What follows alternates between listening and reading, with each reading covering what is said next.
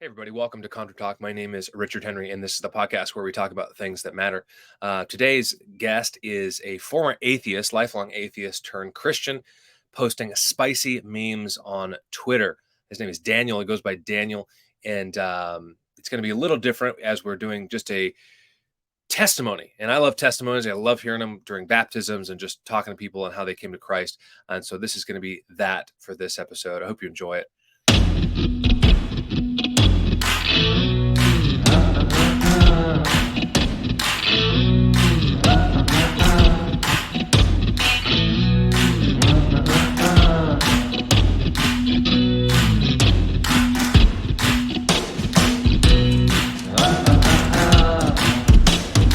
Welcome to the show, brother. How are you?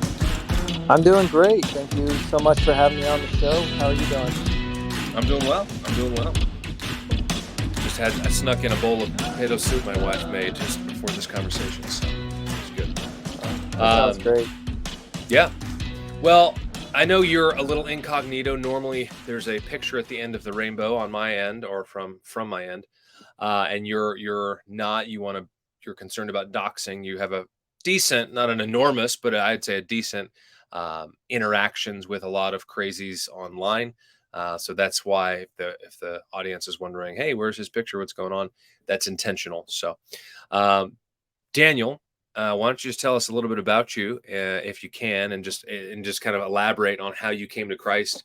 And like I said, you're posting spicy memes against atheism and Darwinism and all the rest. Yeah, I love posting memes and well, let's see. So I guess do you want me to just start like with my testimony? Yeah, that sounds good. Okay. So I guess I'll start when I really start remembering things, which is about around the age of 7, 8. I have a really bad memory. My sister has a great memory, but not me. But I guess when it comes to Christianity, as long as I can remember, I always hated going to church. I dreaded it. And I was raised Christian, quote unquote, but I didn't really have a very good relationship with my father. We did do things together sometimes, but I always thought that he was a total bully, honestly.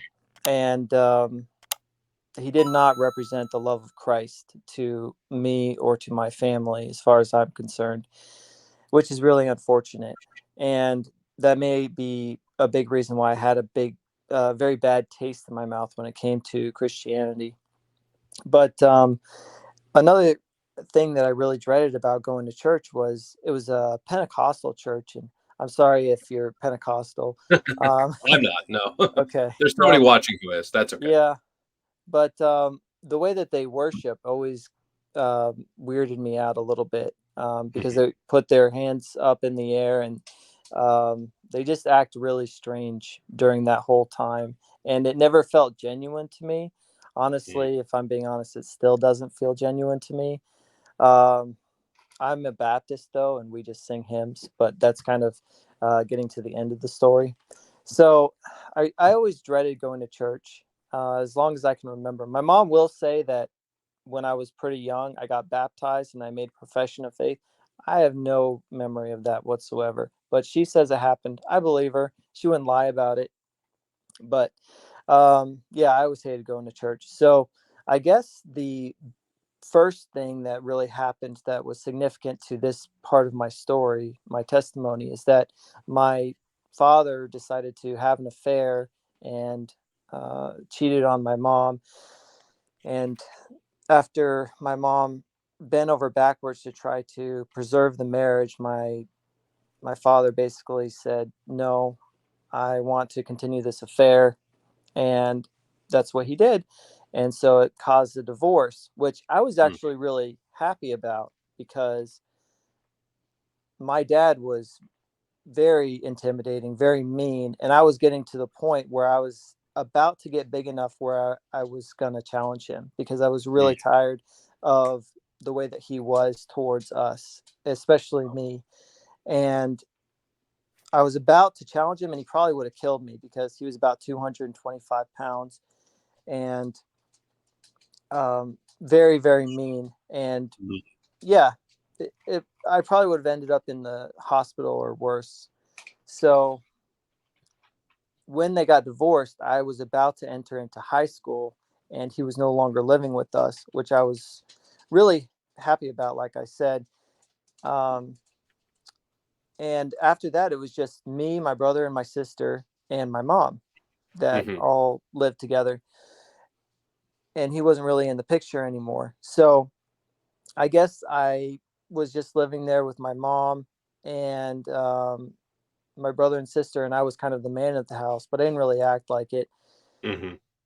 And I guess the next part of the story that is significant is that when I got to be about 15, I was bigger than my mom, and she took us to church, and I got out of the car, and I told my mom I'd been dreading going to church that whole ride, just dreading it so much.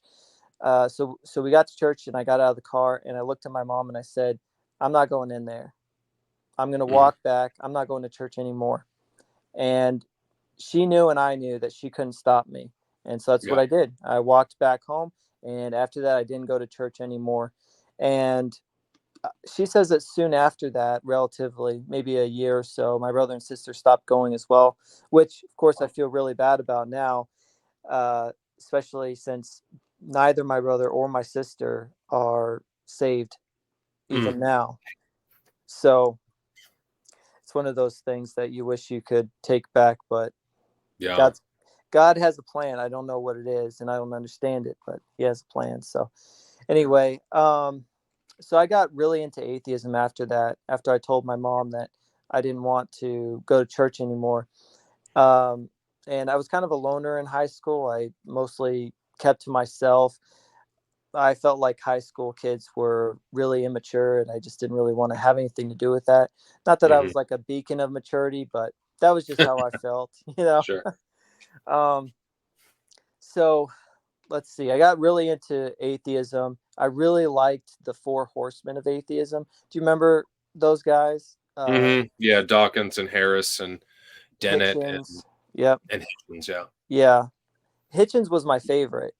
And it's Yeah, really he's a funny. lot of people's favorite because he's so spicy and sassy and sarcastic. He Yeah. just makes fun of people, yeah. Yeah. It's really funny. I go back and I watch what he did in his debates, and I'm like, this guy isn't even making arguments. Mhm. It's really interesting. A lot of people don't pick up on that, especially people that agree with him. But he's not making arguments. He's more just complaining about Christianity. I know. Yeah. But It'd be anyway, it'd be it'd be funnier if it wasn't so sad. yeah, I know. But anyway, so I got really into all that stuff. And I guess one thing I do want to mention really quickly is that at some point, growing up, I would ask my mom questions about Christianity. And one of the things that she would say most of the time was, well, God is just mysterious and you just have to have faith. Mhm. And that never really washed with me because even though I was a kid, I knew that other religions were not Christian and they disagreed with Christianity. And it's like, well, who's right? Is everybody just supposed to have faith? How are we supposed to figure out who is correct here? Like, doesn't it matter? Doesn't the truth matter? I'm just supposed to believe that I'm right because I happen to be born in a country that's predominantly Christian. So Mhm. I just want to bring that up in case there are any parents or future parents that are listening. You need to study apologetics. You need to know why you believe what you believe and be able to communicate it to your children, especially today in the information age, because they're going to be getting hit from all directions and they need to be grounded and understand why they believe what they believe because people are going to test them. It's going to happen. So please study apologetics. Please know why you believe what you believe. It's a lot of work, but it's worth it, I believe, and it will strengthen your faith. So I just wanted to Amen. mention that real quick. Yeah, no, that's good. Um, so I guess the next thing that happened was I left my mom's house. I graduated high school and went straight into the military where I still am. And um, I was still very much into atheism. And I thought that Christians were just really, really stupid, honestly. I was just like all these atheists that I constantly argue with. I thought that it was all a fairy tale, and I didn't understand why anybody took it seriously, and that I was so much smarter because I had realized that religion was all made up, right? All the typical talking points. Yeah. And I mention this because I want to explain that this is the way that most atheists think about people of faith, that people of faith are basically indoctrinated and that they're sheep and that they don't understand or don't have any good reasons for what they believe. And the atheists think that they're basically on a higher level because they've broken out of the indoctrination and the manipulation of religion. They've Mm. basically seen through the curtain to the other side, and they've broken out of this thing. And so they view themselves as kind of like elevated beings, all right, intellectually. And I It's- want to mention that because the next thing that happened to me really shook that view of atheists. And what happened was, I don't remember exactly how old I was, but I think it was 2012. So maybe I was about 22. Um, I watched this video on YouTube, and it became a really big thing. And you might even remember it. It was on the Bill Maher show. And what happened was Ben Affleck was talking to Sam Harris. And I really liked Sam Harris as well. Do you remember this? I do. I've seen clips of it. I don't remember it like live, but yeah. Okay. So, They talk about or Islam, right? But I won't yeah, spoil. exactly. Yeah, they were talking about Islam, and Sam Harris was pointing out the obvious fact uh, that Muslims are more conservative in general than Christians, much more, in fact. Mhm. And he's saying, listen, uh, if we're going to be against Christianity, then, for these reasons, and Islam is more conservative than Christianity, then Islam is something that we should be more against. And I was like, yeah, duh. But Ben Affleck called him a racist for saying that, you know? And I knew that Ben Affleck wasn't a Christian, that Ben Affleck was an atheist, just like Sam Harris. And I thought that that was just the silliest thing I'd ever heard. I mean, for one, Islam is not a race, it's a religion. Anybody of any color or creed or whatever can be a Muslim, right? You can be a white Muslim, a black Muslim, doesn't matter. Yeah. So it didn't even make sense to call him that because Sam Harris was criticizing a religion. So I just thought that it was the silliest thing that Ben Affleck had done that because Sam Harris was making perfect sense. And what really shook me was that the atheist community was completely divided on who was right in that situation. About half Wow. about half of That's the atheists were siding with Ben Affleck. And I'm yeah. like, yeah. And I was like, how in the world are these elevated, super intelligent beings, who have seen through the veneer of Christianity and of religion? How is it that they can't see how foolish Ben Affleck was? Right? That's a really good point. Yeah. Yeah. Wow. It really made no sense to me. And then there was more things that started happening because that was really, to me, the beginning of the divide. But then they started talking about this thing called atheism plus. There was this atheism plus movement, and that was basically where you got women. Sorry, it's like atheism plus feminism, and it's Mhm. kind of like putting in some of the wokeness, even though we weren't calling it wokeness back Right. in those days. But um, I was not jiving with that either. Those were Mhm. basically the same atheists that were agreeing with Ben Affleck. They were the same type of atheists that were saying, yeah, we need atheism plus, we need feminism. And Mhm. I was looking at feminism and looking at the claims that they were making, talking about the wage gap. And I'm like, this is totally ridiculous. Are you serious with this? Like if you just look at the amount that men make, and how many hours they work and the positions that they're working, they act like if a woman goes into the same job as a man, she's going to get paid less. That's what they try Mhm. to portray it as. You know, Right. they're not factoring in all of these incredibly relevant things. All they're doing is they're looking at the total amount of money that men make in the year, and they're looking at the total amount of money that women make in the year. And because men make more, therefore men get paid more for equal work. That's the Hmm. logic, Yeah. Yeah. and It's I'm such just, bad logic. It's terrible. yeah, I'm like, are you serious? How can you believe this stuff? Um, I just saw all kinds of arguments and statistics like that coming from feminists, and then I started seeing it from other areas like um, the woke stuff that we're seeing today, like police brutality, and of course there is a little bit of truth to it, but I think it's way overblown. Anyway, the point is that I was not with the whole like woke atheism crowd, and a lot of there were a lot of atheists that were also with me. We were liberals, and we were like, "Hey, liberalism is good, but we don't want to go off the deep end, right? You guys are going off the deep end. We have no idea what you're doing, but let's not do that. Let's have some common sense, all right?" So I was basically like the anti-left atheist, and I was still a liberal. I will say for a little while I was pro-abortion. That lasted for like maybe 2 years, maybe a little longer. I don't know exactly. Eventually, I realized that life obviously has to begin at conception. To say like that a human life doesn't begin when when you have conception, to say that it begins like when a spine forms or when you get uh, brain activity, I realized that that's just absurd, an absurd Hmm. Oh arbitrary yeah. starting point.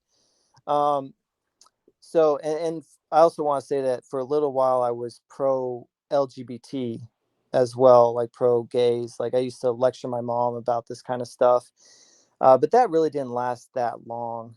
Probably a couple years at most. But I was never like super woke or anything like that. So anyway, what I'm trying to say is that for about 5 years, there were these atheists that were left of me, and I had no idea why these people could see through the veneer of Christianity and religion, and why they were falling for such silly ideas as Hmm. feminism and all of this other stuff. Okay. And I had no idea like where this stuff was coming from. I Hmm. had no clue. I was like, why are people buying into this? And where are these ideas coming from? It didn't make any sense to me. I could not figure it out. And I couldn't figure out why it was in my community. All right. Yeah, let me pause you real quick there Yeah. and just say what, like, so you say community. Obviously, you're not going to church, and I've joked in the past about going to the bar, going to Starbucks, and that's kind of like atheist church. Where were you like conversing with people? I mean, was there atheist glee club, or like were you going to the country club and you got the atheist part over here when you're golfing, or like Yeah. is it So online, or what were you doing? yeah, online Okay, mostly, like YouTube videos, Discord, chat rooms, gotcha. that kind of stuff. That's mostly what it was. Okay, I don't really remember meeting up with atheists in real life, but we would talk online and over voice like you and I are doing, that type of yeah, stuff. And, it's funny you mentioned that because that does factor into the story later on. yeah, Um, yeah. but Go anyway, on. I'm just trying to point out that it was a very uh, confusing time. I knew that it was coming from somewhere, from some source, and I could not figure out where it was coming from. All this leftist stuff, and at, I guess the next really big thing that happened for me was that I think I was around 24, 25. I was really into CrossFit at the time, really into fitness. And there was this guy named Rich Froning. I don't know if you're familiar with him, Mm. but he won the CrossFit Games 4 years in a row. And I was a Oh, really, really big fan of him. That's a big deal to win the CrossFit Games, especially 4 times in a row. yeah. And he I was think a so. great sportsman. He would just help. He'd finish first most of the time, and then he would help people across the line, and just a real gentleman. And I was really impressed by his character, even though I was an atheist and everything. Yeah. But I was. And there was this time where I was watching a documentary about him on Netflix. And I'm watching this documentary, and it's about him just spending a few days with his family. And he's there, his kids are there, and they just adore him. His wife adores him. He's lifting weights, every day, working really hard, having fun on his four wheelers, that kind of stuff. And I'm just thinking, man, this is such a cool guy. Yeah. I would like to be like this guy. Well, then he goes and he sits down with his family, and they prayed. Hmm. I knew that And was coming. yeah, Funny. and I immediately dismissed him as soon as I saw that. Mm. I said, "Oh, he's a stupid Christian," and I just threw him out of my mind. But then I thought to myself, right then and there, as soon as I dismissed him, I thought, wait a second. If I was deployed and I could take Rich Froning with me, or I could take 1,000 of the atheists that I know, that I talk to all the time, that I interact with, who would I take? Who would I want there with me if I got shot or if I needed something? And there was no question who I would Mm. take. I Wow. would take Rich Froning over 1,000 atheists, over any number of the atheists that I knew. Mm. And, I'm not going to say that I had character like Rich Froning. I still don't. But I knew that that was the kind of guy that I would want out there on the front lines with me if I was in that type of situation. And as soon as I realized that, I started to see Christianity and Christians in a new light. I started to see Christians as kind of the good guys, and Mm. atheists as more like the bad guys. Because what really were we doing? We were just tearing down other views. But what had we built? You know? And I knew that the people that I was talking to, the vast majority of them didn't even talk about philosophy, didn't talk about what was true. You know what they Mm. talked about most of the time was naked women, pornography, drugs, and they would make fun of Christians Mm. Wow. and movies. They love movies, and so did I. I don't Yeah. really watch movies hardly at all anymore, which is really interesting because I was passionate about it. But pop I used to love culture, movies a lot too. Yeah. yeah, pop Still culture. do, but not as much. Yeah. There's a lot of trash out there. You watch Yeah, stuff later. You're like, it's why did I funny. watch this?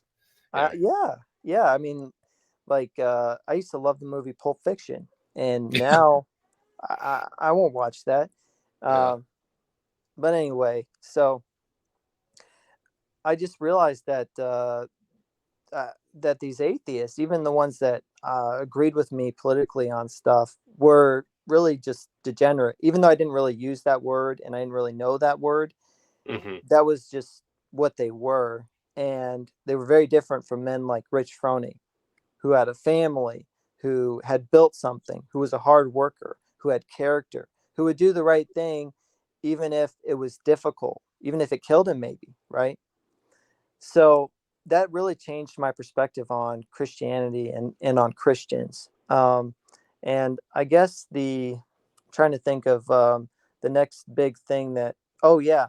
So the next really big thing that shifted my way of thinking was that I was talking to my cousin Matt, and I was talking to him about these things that I'm talking about now, about how atheists were moving left, and I didn't know that they were moving left necessarily. I just knew that they were talking about these concepts about feminism and all this other stuff that didn't make any sense to me.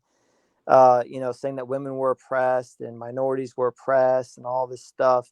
And I'm like, are you serious? So I was talking to him about it, and I mentioned to him how Christians and conservatives seem to be so different. They seem to almost have like a different morality than liberals do. And he said, "You're right. Would you like to read something to understand why that is?" And I said, "Yeah, sure, because I really want to understand it." And so he shared a book with me, and it was called The Righteous Mind by Jonathan Haidt. Have you heard of it? I don't think so. It kind of Yeah, sounds familiar, but I don't. I've certainly not read it, but it sounds familiar. It's not super well known, but it is definitely known. Um, I'd strongly recommend at Hmm. some point. I mean, it's very interesting.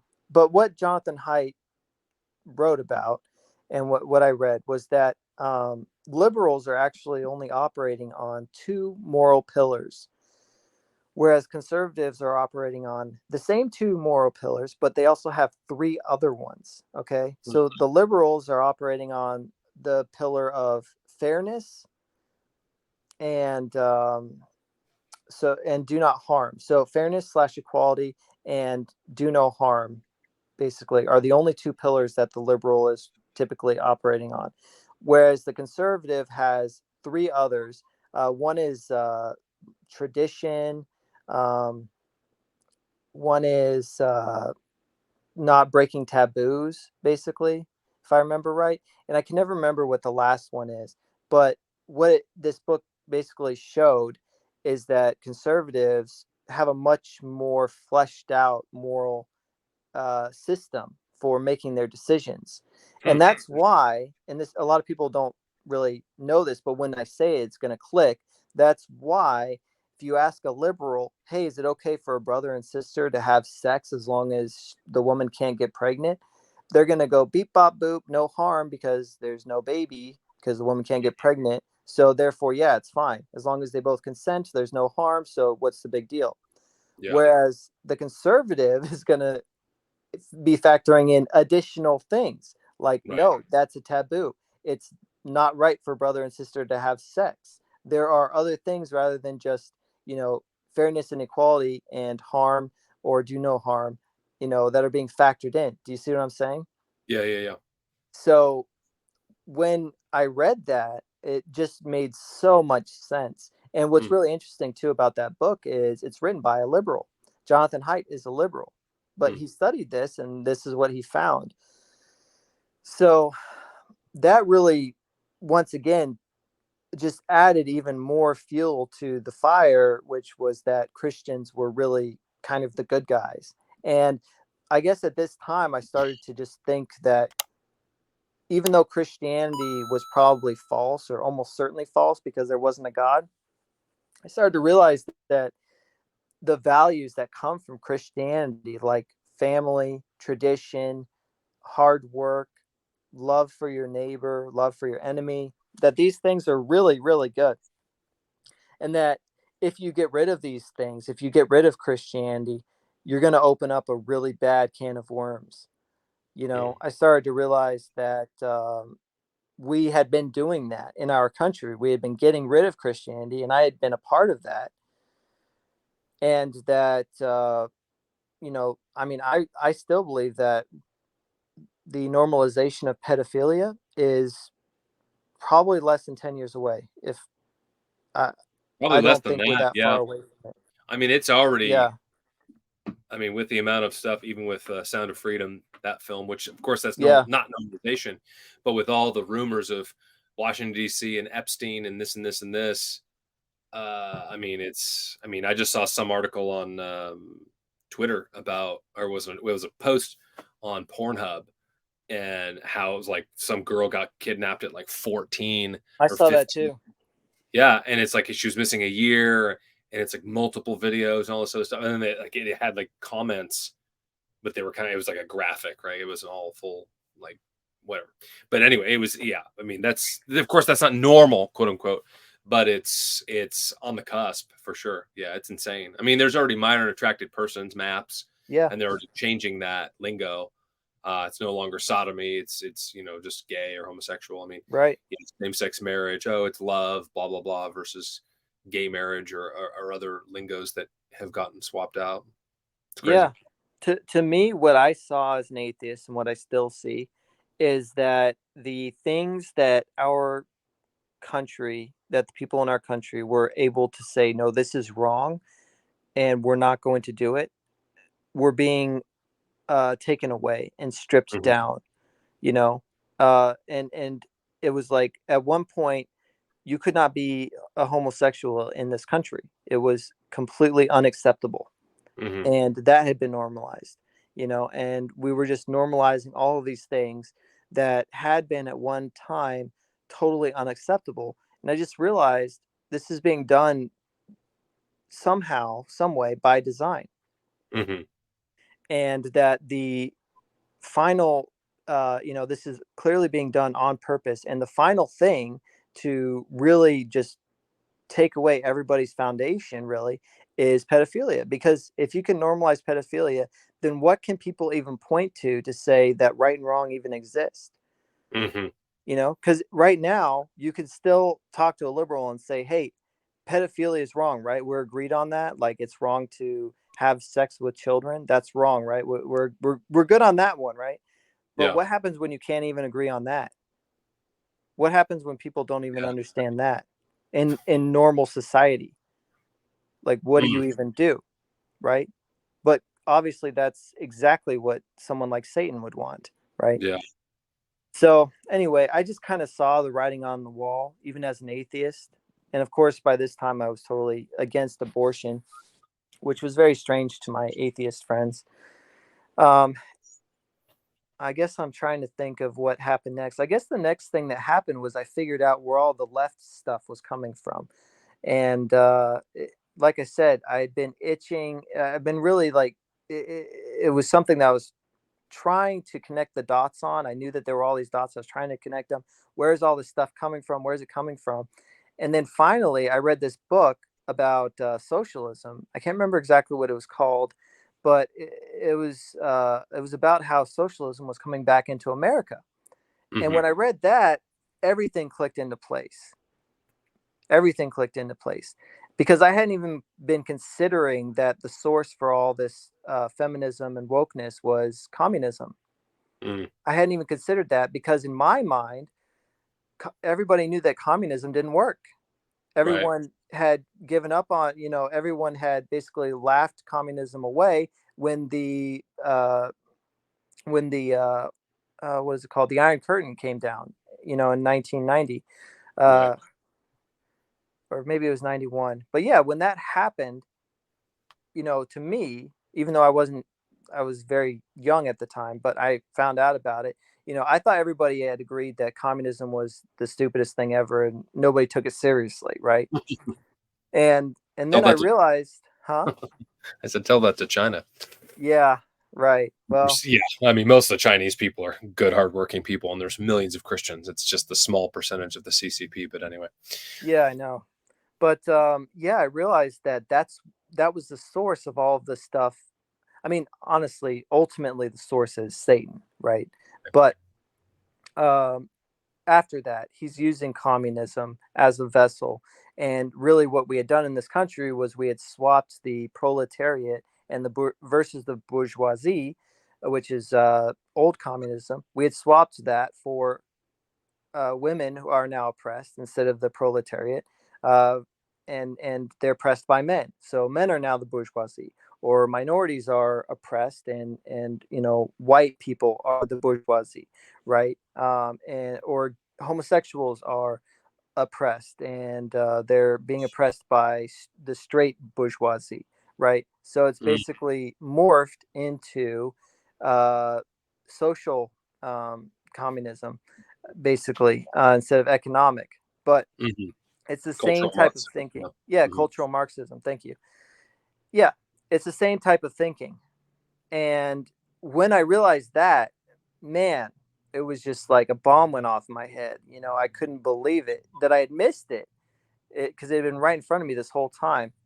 Um, so, and I guess at that time, that was when had recently met my now wife, and she was a total Bernie Sanders supporter at the time when we first started dating, and now she's like super conservative. Do you know who my wife is? I don't. I just laugh because my wife basically led me to the Lord too, way back when, Well, my wife is without pretty. Oh, doing sorry. that. No, no, yeah. I mean, it's. I laugh because we need women and they need Oh, us. yeah, absolutely. Well, Go I on. asked because my wife is pretty well known on Twitter, so Okay. I she's don't the think I know. I'm not on Twitter all that much, honestly. yeah, she's the feminist turned housewife. If you ever see her, Oh, okay. I want to say I have seen her actually. Yeah. yeah, she she's pretty funny on there. But anyway, Yeah, she was a total feminist when I met her. And like I said, I was pretty conservative at the time, Hmm. even though I was an atheist still. And at one point, when we had first started dating, I think we had known each other about a week, maybe two. I told her that I didn't think that people were entitled to healthcare. Hmm. And she cried when I said that. Wow. I mean, that was the level of her liberalism, was that literally caused her to cry. The Wow. idea that people were not entitled to other people's labor, you know. I'm like, well, Yeah. what are you gonna do? Point a gun at doctors' heads? You know, Yeah. like Treat it's me a right service. now. Yeah, you know, like it's a service. You know, they're Yeah. doing you a favor. You're not entitled to their service. You know, Yeah. um, now I do think there's a lot of abuse, obviously, but anyway, that's you know, like with drugs, but that's a different subject. So I just wanted to mention that that's kind of where I met her, because she and I got saved around the same time, Okay. a few years later. So I'm trying to think of the next big thing that happened. Oh, yeah. Okay. So the next really big thing that really, really shook me up was I was in a Discord with a bunch of atheists, and I was talking to them. They didn't know me. I didn't know them. I hadn't been in the room with them before. You know what Discord is?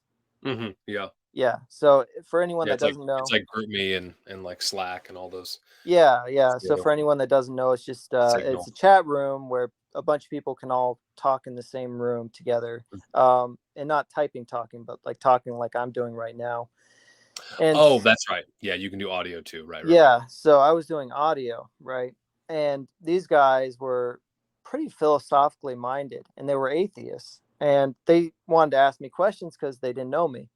Hmm. So we were talking, and somehow the subject of morality came up, and I said that something was wrong, and they said, "Well, what do you mean?"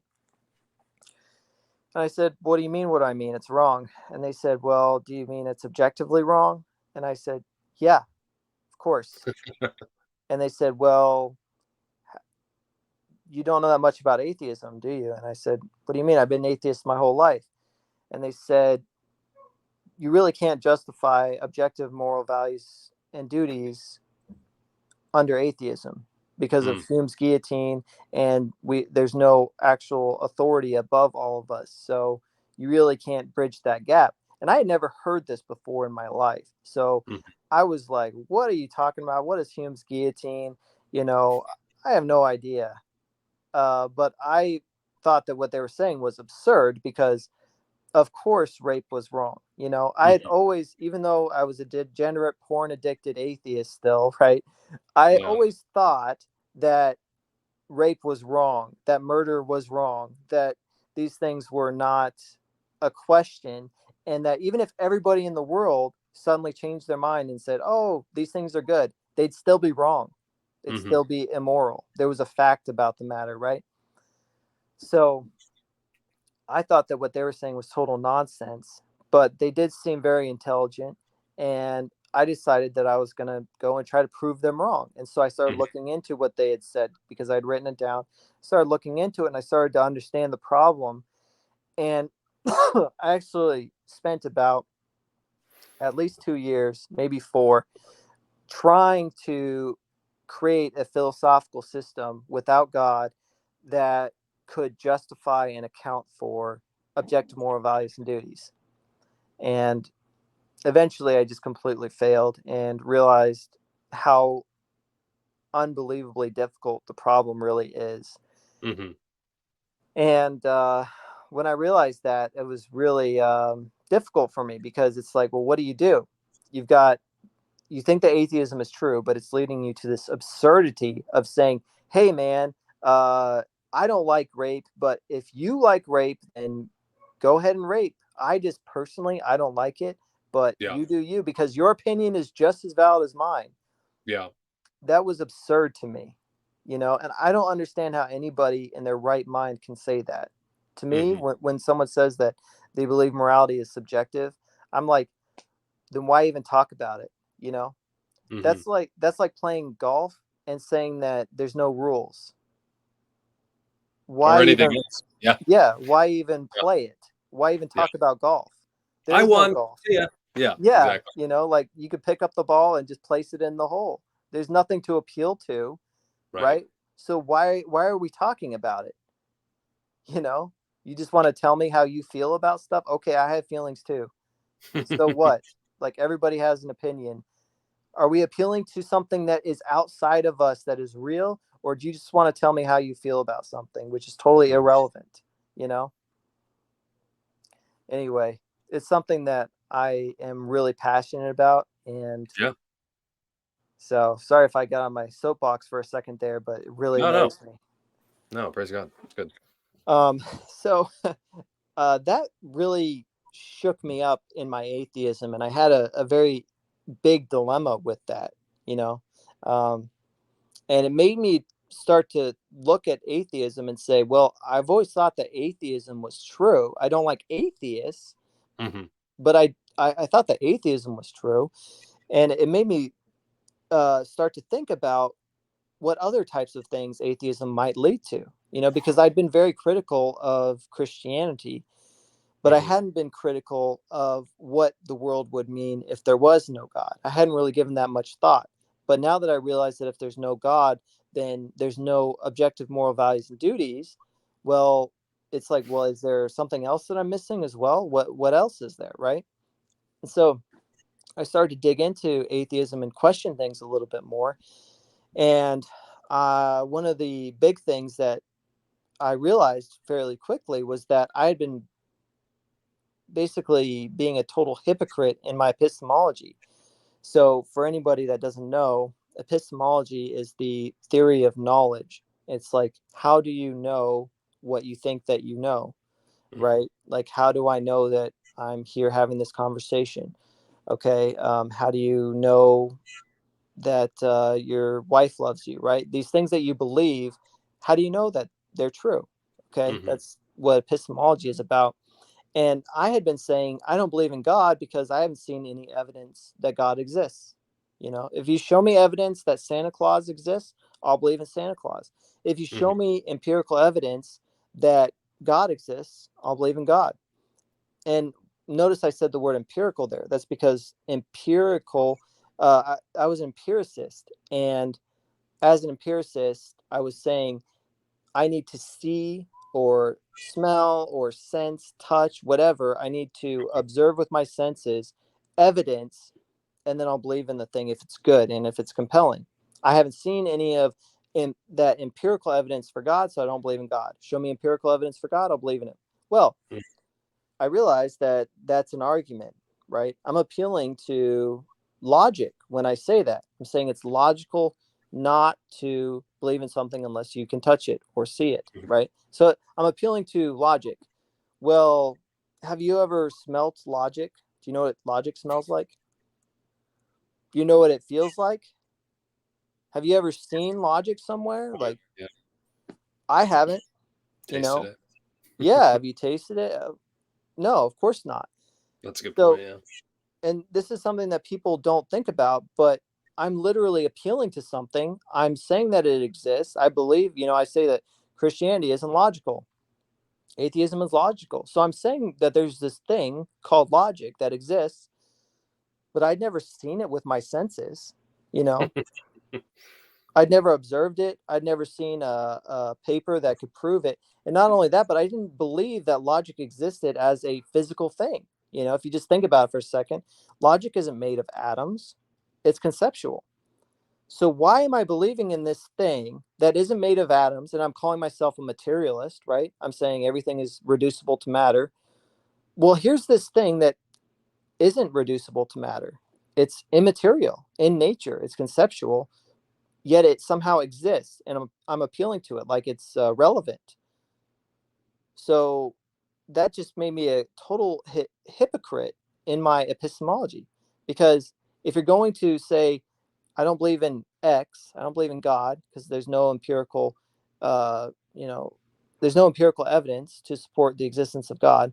Well, then you should be consistent. Is there any empirical evidence for the existence of logic? No, is the answer. There is not. So why do you believe in logic? You think logic exists, right? And it's not only logic either. It's numbers. Numbers do not exist. Like, have you ever seen a 7 in nature? Right? Yeah. You might say I've seen 7 things, but Yeah. But that's that's not a not the real number 7. 7. Yeah. Yeah, Interesting. yeah. Yeah. And there's a whole bunch of things that atheists just take for granted and believe in without Hmm. any empirical evidence whatsoever. I don't know if you've seen that elephant meme that I made. Have you seen that? I don't. It shows atheists, and there's an elephant in the room, and the atheists are all looking at the wall, and there's a projector on the wall, and it says, "All my beliefs are justified." And then the elephant in the corner, it shows all the things that the atheists believe in that are not justified, like the possibility of knowledge, the existence of logic, the uniformity of nature, the ability to reason soundly. There's like 8 of them, and there's Yeah. actually more um, than that. I'm looking to see if I find it on your profile. I don't see it so far. Maybe I'll put it. I'll link your Yeah, yeah, I'll Twitter. send it to you after Yeah. this. Okay. But yeah, so I realized that there's all these things that I believed without any empirical evidence whatsoever.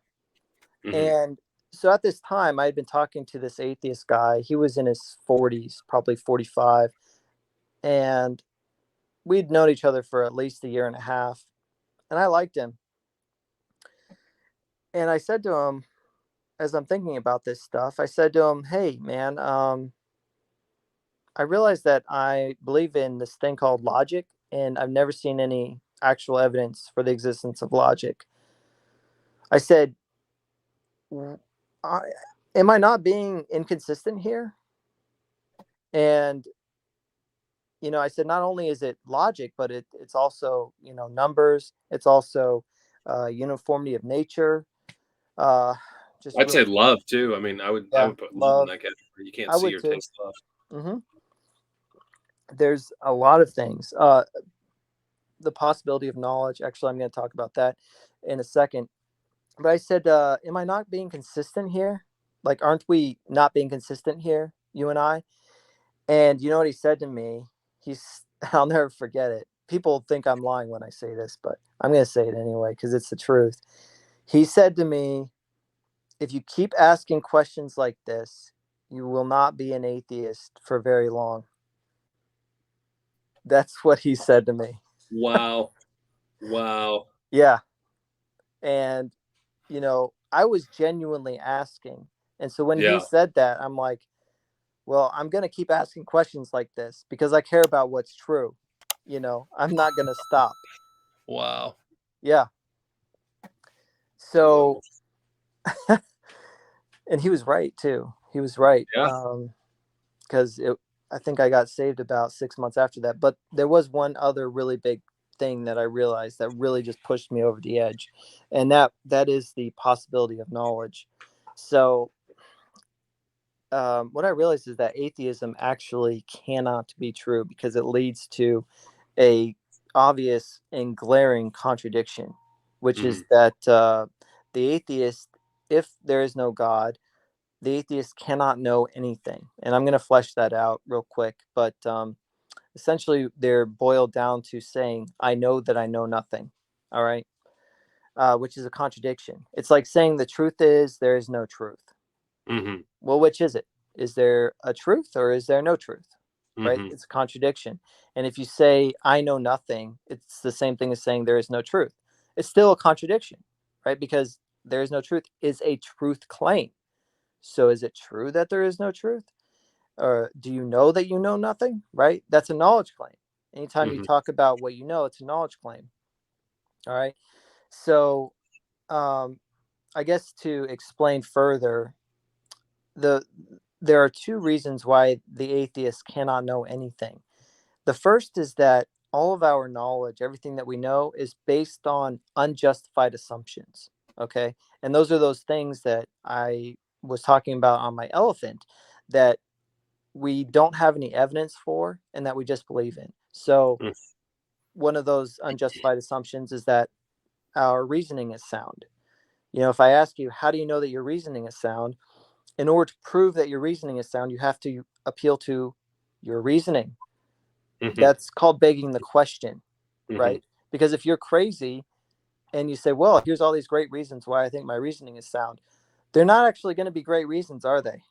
You're going to Right. think they are, right? But that's the nature of the problem, is that you can't appeal to the very thing that's in question to prove the thing that's in question, as if it's already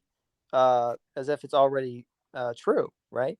So Hmm. if you're using your reasoning to prove your reasoning, you're already assuming that your reasoning is sound, because if it wasn't, you couldn't use it, right? um, so that's one. Another is the uniformity of nature, which is like, how do you know that the future is going to be like the past? How do you know that the sun is going to rise tomorrow? And these types of things. Like, how do you know that the physical constants of our universe are going to be the same in the next instant as they are now? Hmm.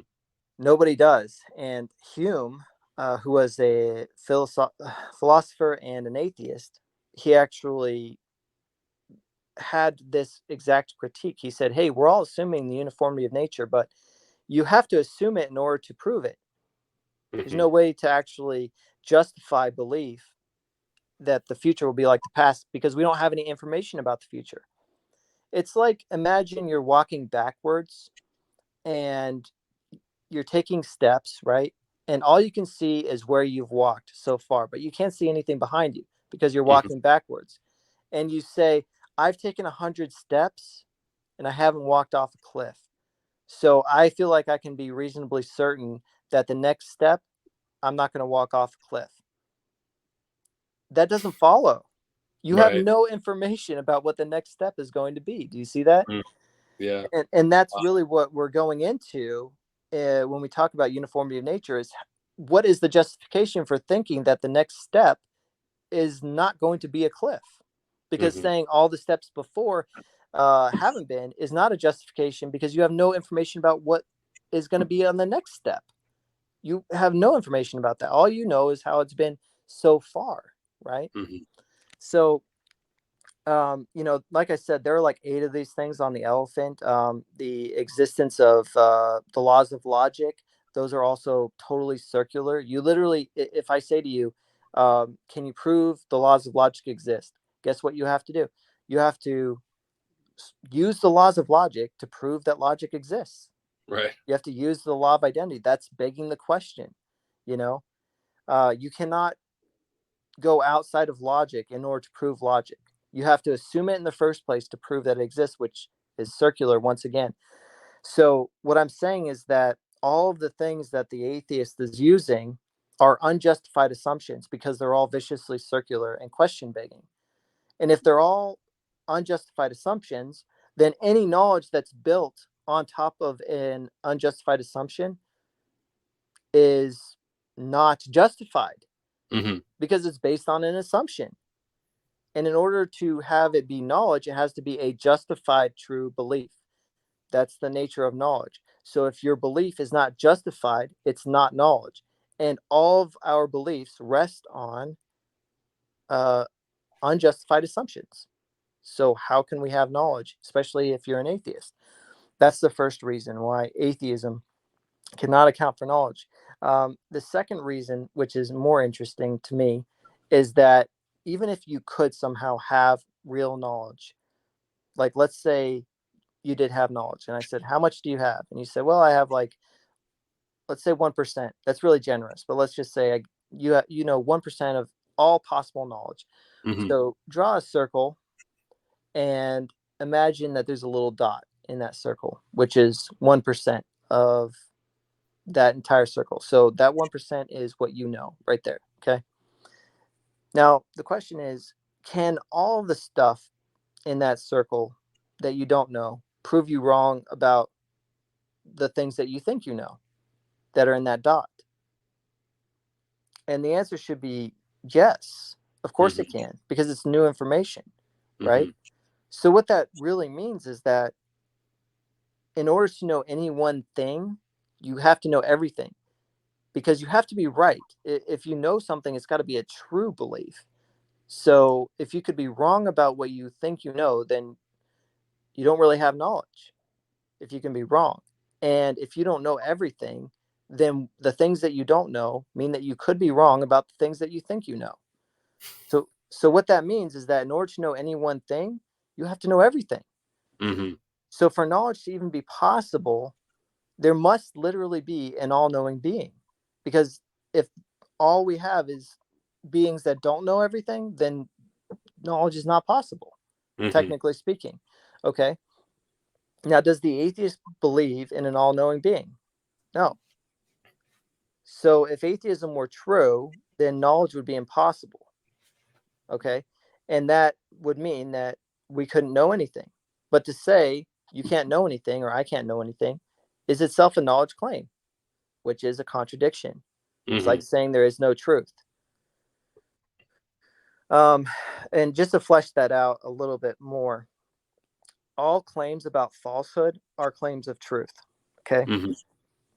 In the same way, all claims of ignorance are also claims of knowledge. So if you say, hey, it's not true or it's false that Joe did X, you're both saying that something is false, but you're also saying it's true that it's false. It's a Hmm. claim about every time you appeal to falsehood, you're also appealing to truth because all falsehood must get its existence from truth. You cannot have falsehood unless truth already exists. And in the same way, you cannot have ignorance unless knowledge exists. All claims of ignorance are also claims of knowledge. When you say, I don't know something, you're also saying, I know that this thing I don't know. Okay. Right. Yeah, that's Yeah. true. Yeah. So, in order to not know something, you have to know something. Just Hmm. like in order to You say know something that you is don't know false. it. Exactly. Yeah. Just like to say that something is false, you're also saying that it's true that it's false. Okay. So in order to not know something, you have to know know something else. You can't just know nothing. All right. Hmm. But that's the contradiction that the atheist is reduced to. They're reduced to the contradiction of I know that I know nothing. All right. And if atheism leads to a contradiction, then it can't be true. Right. Hmm. Either there is a God, or at least one God, or there are no gods. If atheism cannot be true, then necessarily there must be a God. It's Mm. that simple to me, anyway. Like, No, I mean, and obviously, yeah, you've thought this through for several. So how long? So you said you were 15. You said I'm not going to church. I'm done. How long? When did you come to Christ? Let's wrap up with that. yeah, 28. Okay. I do just really want to. There might be some people that are thinking, well, how does the Christian get around this? Yeah. This problem with knowledge. I'll explain real quick if that's all right. Sure. um, the way that the way that the theist can account for knowledge is because we believe in an all-knowing being, and if there's an all-knowing being, he can give us knowledge. That being could give us knowledge. And do we have knowledge? Yes, we do. We have to have knowledge because we can't deny knowledge. To Hmm. deny knowledge leads to a contradiction. So do we know things? We have to know things. So yes, we know things. And the fact that we know things proves atheism is false, and it proves that an all-knowing being exists, because in order to know anything, there must be a being that has knowledge, that knows everything. So that's what I would say to somebody that says, well, how are you dealing with this problem? But anyway, so yeah, to wrap up the story, I talked to my mom after this when I realized that atheism leads to this contradiction. I talked to her, and I had been so mean to her as an atheist, in general. I mean, I had tapered off a lot once I realized that Christians were the good guys, but early on, I really grilled her. I mean, I was mean, and I talked to her, and I said, I think that I believe in God, and I told her some of the reasons why, and she was so excited. She said, just give your life to God right now. Give it, just Yeah. go to God right now tonight. And I was like, no, Mom, I don't want to do that. I want to wait a bit, and I didn't know why I wanted to wait. Now I do, because I want to keep sinning. I was a Mm. total porn addict and everything Mm. else. Wow. That's what atheism is really about, is it's about being your own God. It's about doing what you want. When you go to God, you have to give up uh, doing what you want, you know? Repent. Yes, Yeah, you yes. have to repent. You have to turn, Mhm. right? And anyway, I waited 3 months after that conversation with my mom before I went to God. But Mhm. eventually, I just couldn't put it off any longer. And I knew this is the way I thought about it at the time, and I still do. I was like, if God exists, then God is good. There's no question about that. Evil is real. I care about the fact that evil is real. And if evil is real, then goodness is real. And if goodness is real, then God is good. It's not God that's the evil one. And if Mhm. God is good, then why don't I want to be on his team? Why am I not serving him? If he exists, I should be serving the good guy, right? I Mhm. want to be on the team of the righteous. So after 3 months, I got down on my knees finally. I was deployed at the time with Rich Froning. Just kidding. Uh, and Taking everybody in Afghanistan. Yeah, right. But I was deployed, and I got down on my knees and I prayed to God, and I said, listen, God, I know that you exist. And if you exist, then I want to serve you. I want to give you my life. I don't know what you're going to do with it, but I just want to live for you. Mm. And I'm sorry for fighting you all my life. You know, I can't remember everything exactly I prayed, but that was the gist of it. Mhm. And I'm just telling you the way that happened. You're probably wondering, like, okay, well, what about the gospel, right? But you know, that was the prayer that I prayed, and I walked outside, and I looked up in the stars, and I remember just I had the stupidest smile on my face that night, as I was walking to go get food, because I realized that I'd always known that God existed, and it made the world have this shine to it, this magic kind of about it that, Mhm. when you're an atheist, there's really nothing special. They try to act like, it's all special because, we're here but Mhm. no, it's not special. There's, blind, pitiless indifference, as Dawkins accurately said, Mhm. and that was always how I felt until I got down on my knees and prayed to God. And suddenly there was meaning and hope, and Mhm. there was a real God. And I didn't know why the world was the way that it was, but there was hope, and there was a purpose for my life, And when I died, I wasn't just going to be, uh, you know, going into some kind of abyss and never have another thought. I used to think about death, and I would break out in a cold sweat. Um, Mhm. it was just incredible. To think. So I guess to get to the gospel, I my wife had gotten saved about 2 weeks before me. A coworker told her the gospel, so she didn't go on this big philosophical thing. But a coworker told her the gospel, and so she got saved as a result of that. It just all clicked in for Mhm. her, and it was a man that she really trusted and respected a lot. And so she didn't even tell me that she got saved, because she was kind of hoping that we would be unequally yoked, because I was such a jerk at the time, Mm. that she was kind of looking for an excuse to break up with me. She's Mm. smiling right here.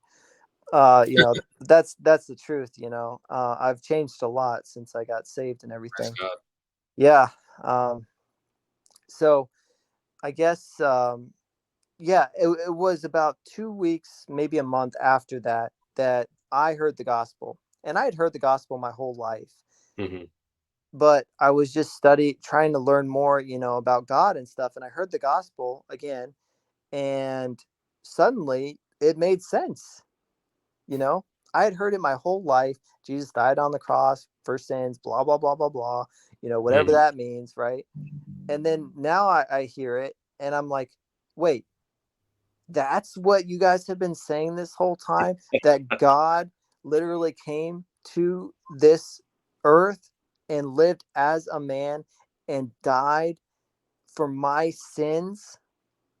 That's what you guys have been saying this whole time.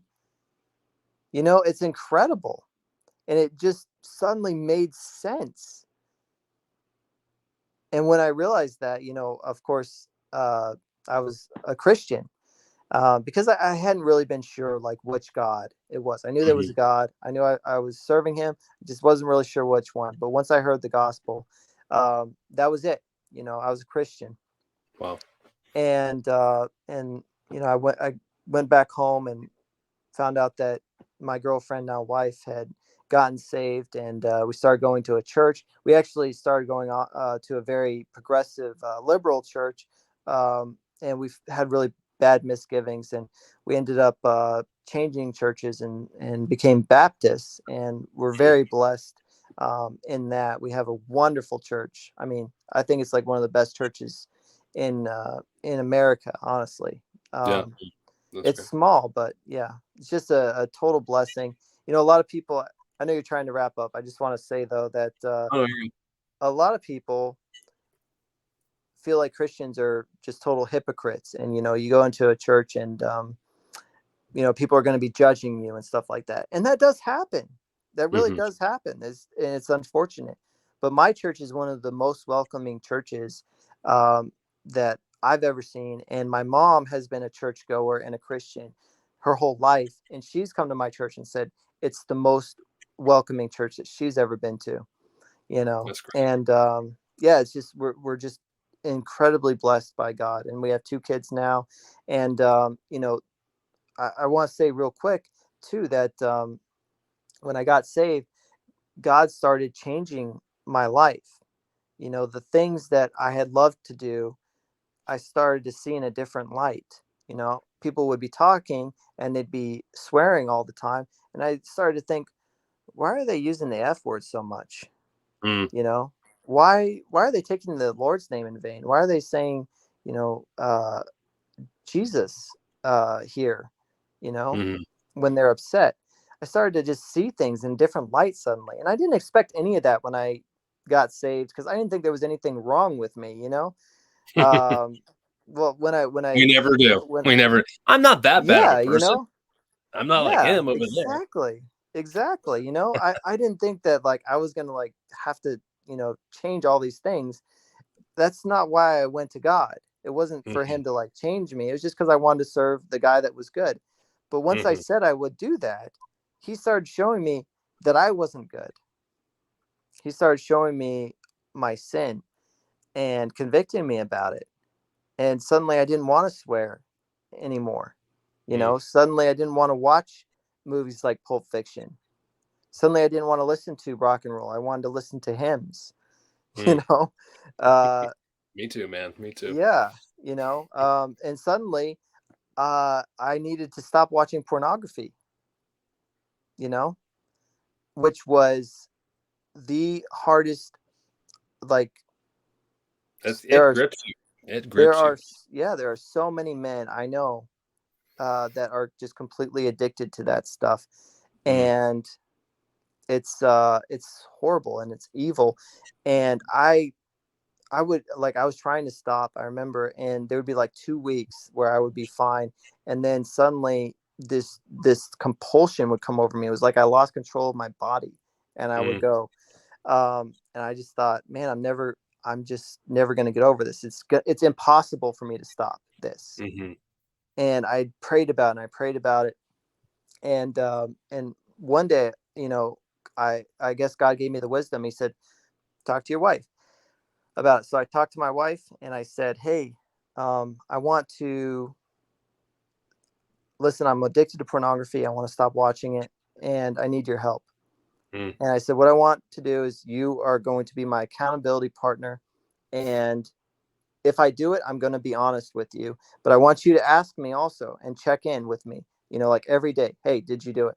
And I said, I'm not going to lie to you because I love you. I'm Mm. not going to lie to you. And I'm not going to want to tell you that I did it. So maybe I'll stop. Who knows? And after I had that conversation with her and we agreed on that, I have never looked since. And that was at least 3 years ago, maybe Mm. 4, Praise God. and that is a miracle. People say miracles don't happen, but that is 100% a bona fide miracle.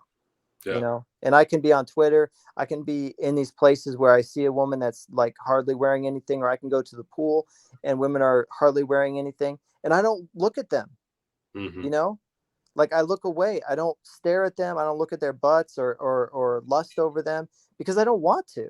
You Hmm. know, am I still a red-blooded man? Yes, I am, of course. But I don't want to shame my God, and I don't want to fall back into being that depraved person, who is sneaking around and looking at stuff that they really had no business looking at. Hmm. So anyway, I just wanted to talk about the way that God's changed me and give all the glory to God for that.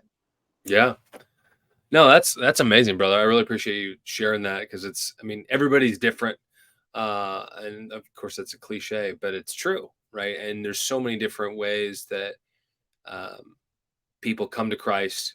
And like you said, there's this thing and then this thing and then this thing. And I think that's an encouragement.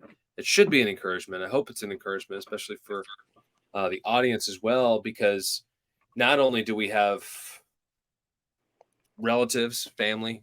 There's people, our kids, our Yep. whatever, friends who don't know Christ, and they wholeheartedly reject biblical faith and reality. I would say. I mean, I often appeal to reality when I'm preaching and just talking and having conversations with people and whatever.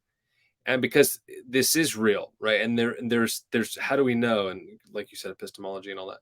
And so the point I'm getting at is like there's seeds that you have to plant. And yeah, you get a gospel track. Yeah, you pray for that person. Yeah, you urge that person. And there's multiple things. It's never just on one person. Like Right. my kids, two older ones are professing faith, praise God, but it's still hard and they're still small, 11 and 13 girls. And I'm trying to like help them, but I don't want to like force them, but I do want to Right. lead them. And well, you got Yeah. to, we do require stuff and things, of course. But there's this balance of like, I don't like, all right, go read the Bible for your discipline. Like, well, I don't want to make reading the Bible a bad thing, of course.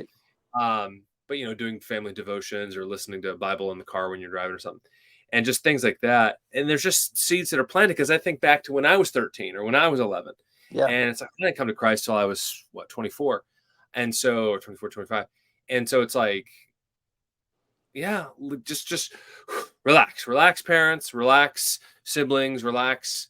Maybe you're looking at your parents, you're 20, 30 years old, and you're looking at your parents, and you're like, oh, they don't know Jesus, they used to, and they don't anymore. Well, there's still time, right? If they're not dead yet, there's still time. Right. And so, just be assured. And I hope this conversation has been an encouragement for people. I think it has. It has been for me. There's a lot of similarities. I wasn't ever an atheist per se, but I almost not one for one, but there was a lot of similarities. Also, our wives sound very similar as well, uh, with several things and accountability partners and things like that, which is really helpful because not a lot of women can do that. You need a Yeah.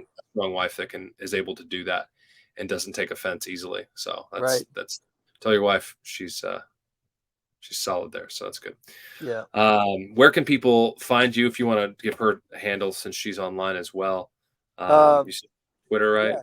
Yeah, she's on Twitter. Her name is the feminist turned housewife.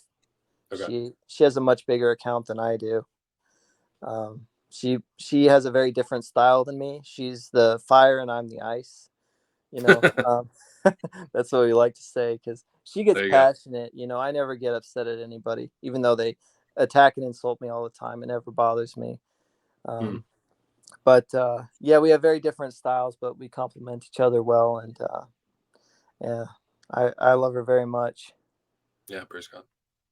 And then what was your handle? Is it Darwin to Jesus, right? Darwin to Yeah, Jesus? Darwin to Jesus. Yeah, um, yeah, at Twitter. Perfect. That's mostly where I'm at right now. I also have a fledgling YouTube channel where I'm making some videos about morality and some other things right now.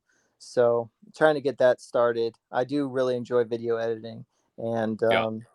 I really love YouTube. I love listening to things. I love listening to people talk, and I would love to make videos and have other people, listen to me talk and droll on. So, Yeah.